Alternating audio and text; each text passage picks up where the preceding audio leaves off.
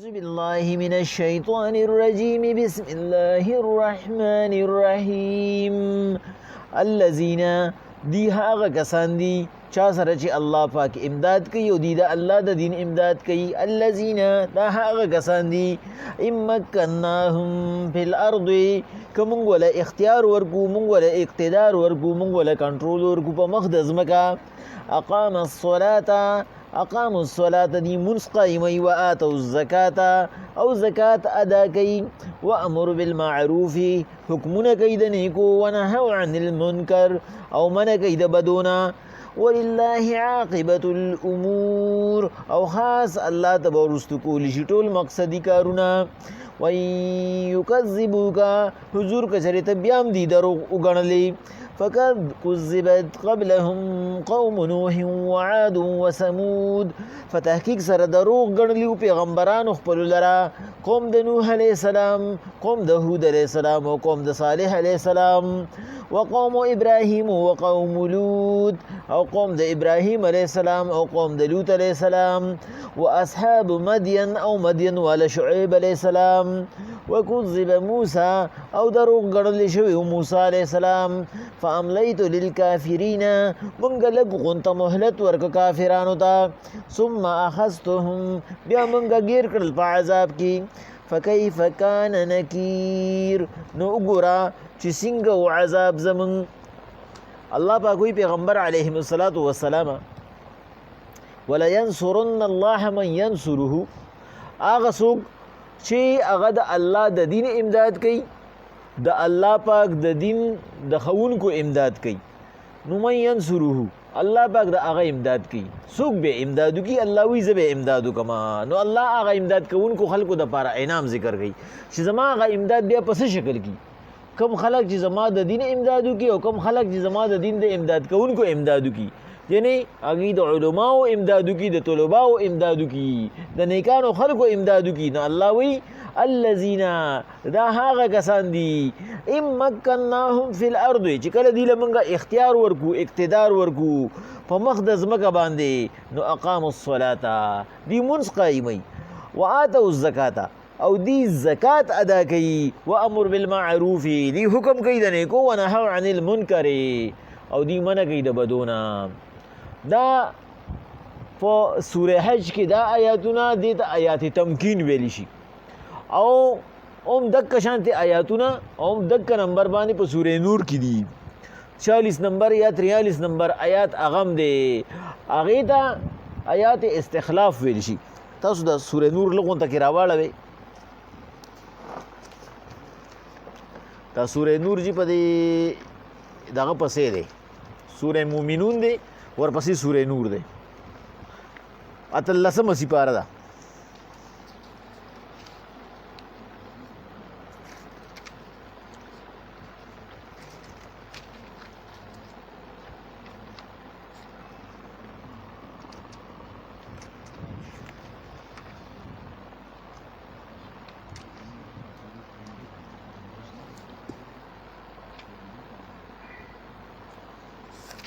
اتلسمه سپاره ده او دې کې 40 نمبر غالبا 40 نمبر آیات دی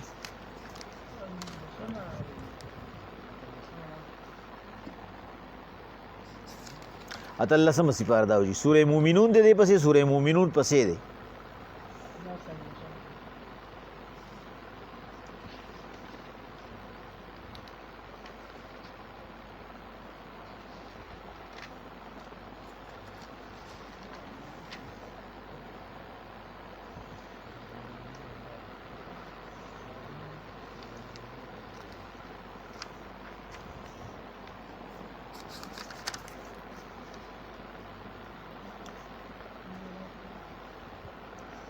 دا جی آیات نمبر 59 دی وعد الله الذين آمنوا منكم وعملوا الصالحات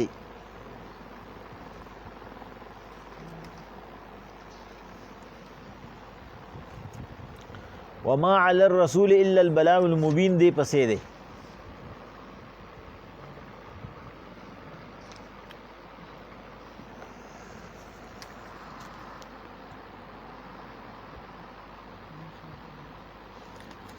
باون 53 54 نمبر آیات راوړی 54 نمبر سورہ نور کی 54 نمبر سورہ نور تاسو کې چار اړولې خی الله پاک دې ته آیات استخلاف وي صرف دا فرق مې راته کو دا آیاتونه یو شان دي دغه ته آیات تمکین وي او دې ته آیات استخلاف وي الله پاک تمکین څه ته وي دا د تمکن نه دی دا ویلی شي یو سړی له سکونت ورکول اختیار ورکول او دلته کې الله پاک داغي پوره تفصیل کوي چې هغه څنګه سکونت ورکوم زه ولا خلافت ورکوم الله پاک وی وعد الله الذين امنوا منكم الله پاک وعده کړی دا پتا اوسو کې هغه کسانو سره چې ایمان یې وروړي دي وعملوا الصالحات او نیک عمل کوي لا يستخلفنهم في الارض چې زه ولا خلافت ورکوم په مقدس مکه کما استخلف الذين من قبلهم لکه څنګه چې ما مخکنو نیکانو خلکو له ور کړو تاسو لا نه راوړو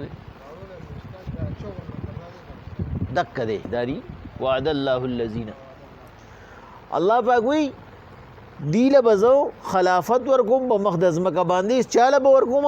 څوک چې ایمان سره نیک اعمال کوي ناغله بزو خلافت ورکوم لکه څنګه چې ما مخکنو خلکو له ور کړ دي ولا يمكنن لهم دينهم الذي ارتضى لهم او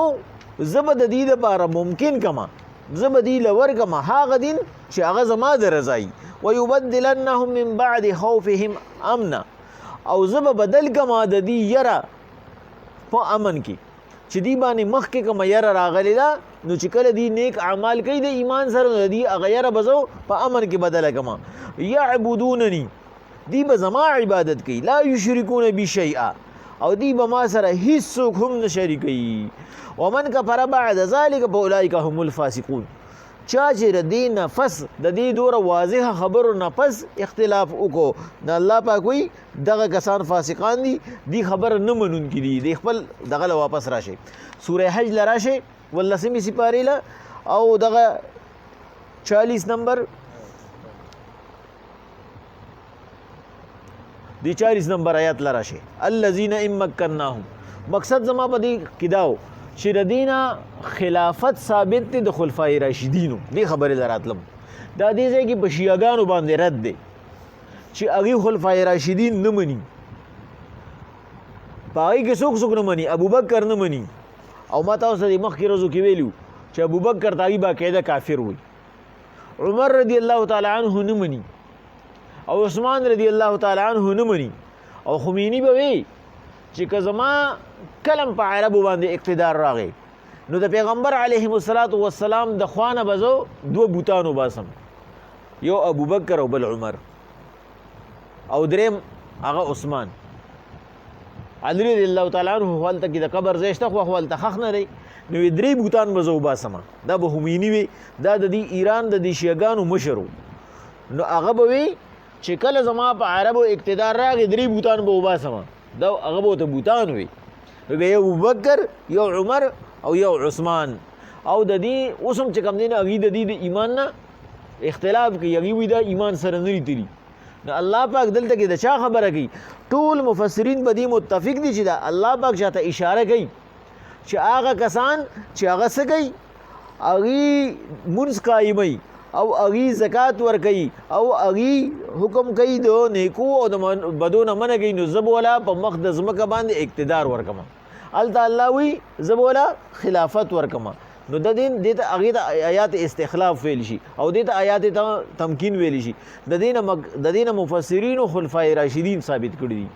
چې دا اقتدار الله پاک ابوبکر عمر عثمان او علی لور کړو ولی هغه دا کار کړو ابوبکر لومبه سړی چې هغه د مانعین زکات خلاف جهاد کړو او دا باقی صحابه چې کوم د منځ پابندي د نیکو حکم او د بدو نه مني دا د خلفای راشدینو په دور اقتدار کیو نو دې کې اشاره هغه الله پاک خلفای راشدینو ته کړی دا او دا په دغه روافض شیعاګانو باندې رد دی چې اصل مسلمانان خو اغیو د دې چې سوي دی په کند باندې سر دی الله پاک وی پیغمبر علیه الصلاۃ والسلام ولله عاقبۃ الامور ټول مقصدی کارونه به الله تړوان دي کولی شي او مقصدی کار څه دی دا الله حکم منلی الله وی دا نور عمل اړو د سره دا د کتو قابل دینا دا خو ډایرک د دوزخ عمل دی خو چې کوم کس زما حکم منلی دی هغه د حساب کتاب عمل دی وَإِن يُكَذِّبُوكَ نو حضور که چرې د دې دوره واضحه ثبوت نه پس هم دي ستا تکذیب کوي، دی تا ته مسلې جوړوي، دی ستا پیغمبري نه مني. نو فقط کذبت قبلهم قوم نوح وعاد وثمود. دا پیغمبر صلی الله علیه وسلم ناشنا خبره نه را. ما تاسو ته ویلو مخکې پکې په اوایلو کې چې تفسیر حقانی کې وایي چې کوم ځای کې الله پاک د مخکنو انبیاو ذکر کوي نو هغې کې مقصد درې قسمه خبرې نبي ته همت ورکولی، حوصله ورکولی چې مخکې هم داسې شوي دي.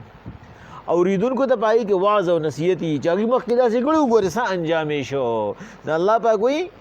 مخکې هم دروغ ګڼلي وو قوم د نوح علیه السلام لره او د نوح علیه السلام خپل زوی هم په هغې کې شامل و چې الله پاک وایي نوح علیه السلام ورته ووایي چې ای زما زویه ارکب معنا، ما سره کشتۍ ته راوخیږه چې بچ شي. هغه ورته وایي سآوي الی جبل یعصمني، غر سر ته به وخیږم بچ بشم. او الله پاک وایي دقه ځای کې وحال بینهم الموج، بس یو چپې ترمنځ شو او هغه چې کوم دی نو د غر کېدونکو نه شو. او هغه څوک په هغې کې م یوه نقطه صرف دا یو خبره پکې کوم چې چا د نوح علیه السلام باندې ایمان راوړی نو هغه الله بچ کو. او په هغې کې څوک وایي چې یو بوډۍ وه چې به نوح علیه السلام له روزانه راتله او ورته به وي نوح علیه السلام عذاب به کله راځي او کله به کشتۍ ته خېږو. نوح علیه السلام ورته وایي چې عذاب راشي موږ به کشتۍ ته خېږو. نوح علیه السلام به ورته وایي ته بېغمه شه تا ته به زه بیا ووایم.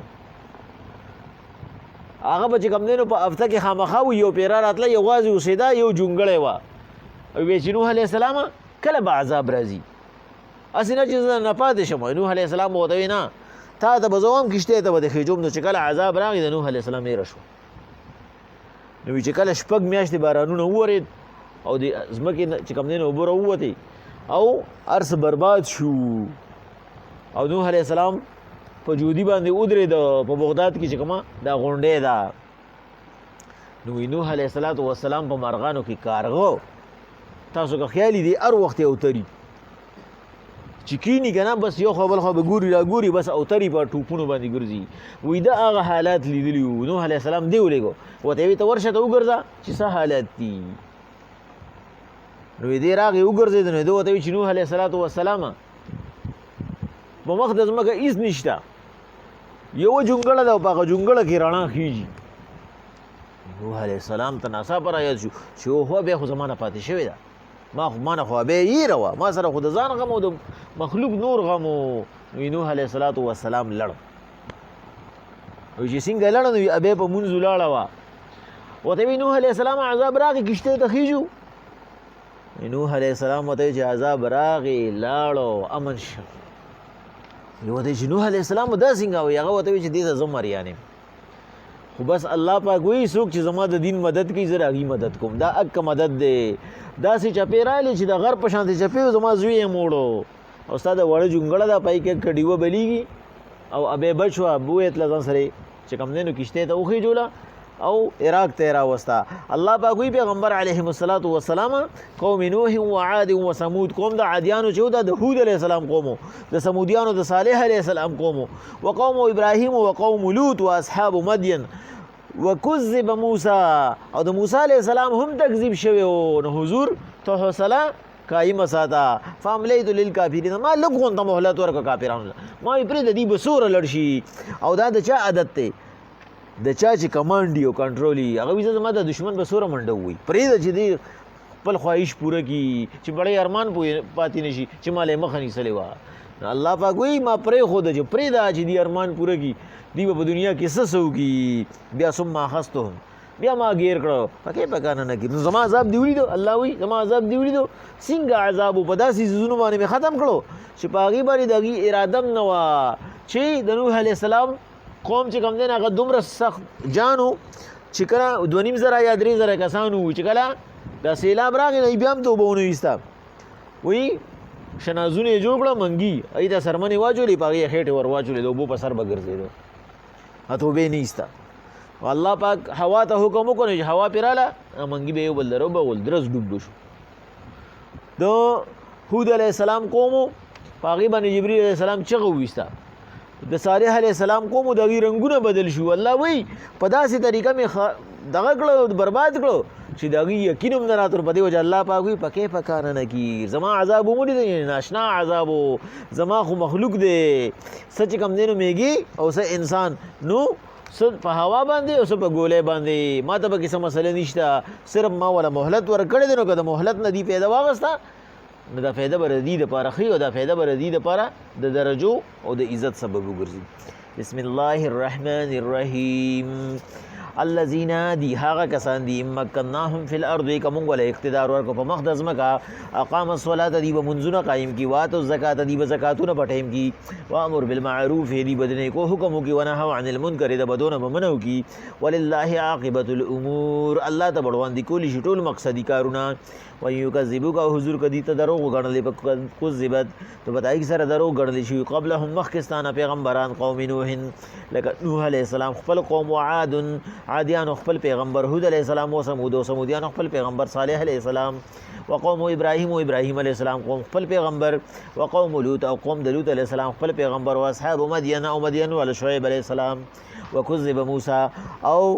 دی بن اسرائیل موسی علیہ السلام درو غنل او پاملیت للکافرین موږ ولله کو ته مهلت ورکو، ثم اخذتهم بیا به گیر کړو پکې فکان نکیر، نو زما عذاب مولید چې څومره ناشنا عذاب. الذين هغه کسان چې د الله د دین امداد کوي